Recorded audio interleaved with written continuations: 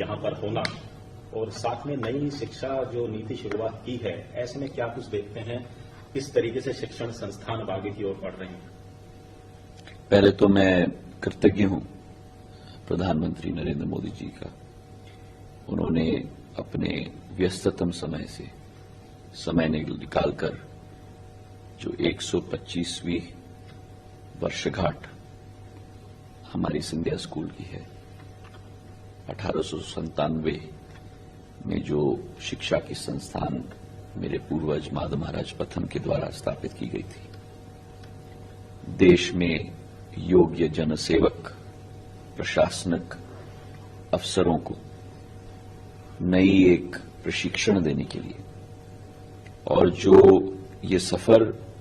इस संस्थान ने तय किया है, जहां राष्ट्र के योगदान के लिए अनेकों अनेक श्रेणियों में जनसेवकों को तैनात किया है। आज हमारा सौभाग्य है कि प्रधानमंत्री जी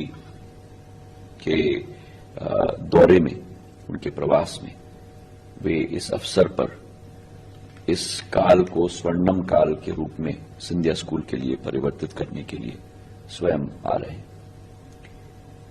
जहां तक देश की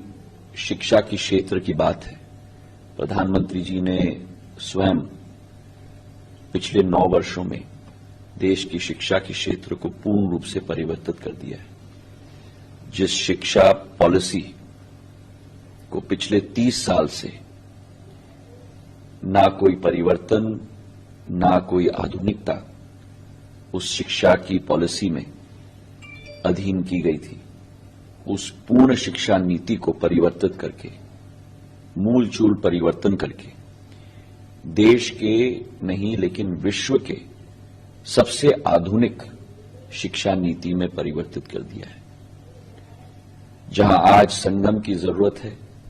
शिक्षा ग्रहण करने की, और शिक्षा ग्रहण करने के साथ साथ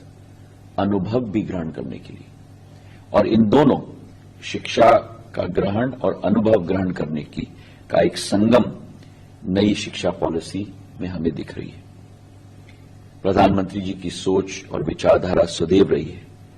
कि भारत का युवा एवं युवती ही भारत को इस सफर में, अमृतकाल से शताब्दी काल के सफर में, भारत को एक विश्व गुरु के रूप में परिवर्तित करेगा। और आज मुझे पूर्ण विश्वास है कि देश का एक एक युवा, देश की एक एक युवती उसी सोच और विचारधारा के साथ देश के लिए योगदान, देश के लिए प्रगति और राष्ट्र विकास में अपना पूर्ण योगदान देने के लिए पूर्ण रूप से संकल्पित है।